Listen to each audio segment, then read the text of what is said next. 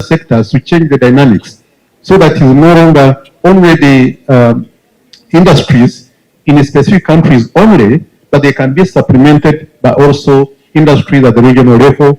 And we want to make sure that we introduce the idea of de-risking so that the private sector can feel comfortable to come and do the investments in our own industry. Standards.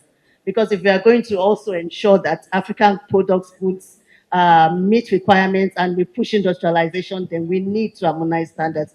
And these are some of the things we are doing, amongst others, even involving promotion of agro-processing.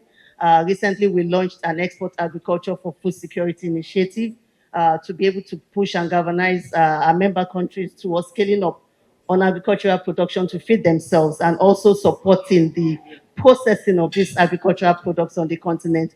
Africa remains the poorest and the most vulnerable region in the world, and noting also the need for the continent to take urgent action to advance sustainable industrialization as a key element of furthering economic diversification and value addition, creating jobs, and thus reducing poverty and contributing to the implementation of Agenda 2030. On one hand, the potential is enormous, and on the other hand, the challenges do seem insurmountable.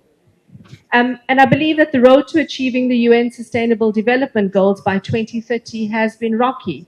We've had COVID-19, climate change, and the conflicts that we as a continent are known for, unfortunately, have made things harder.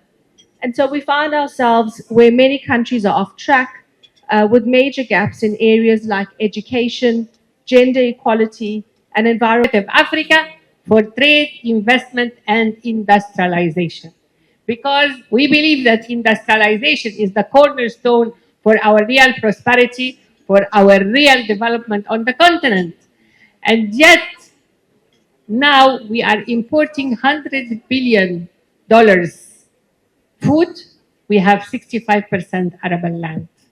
So how can we invest actually to cultivate and to have our food security?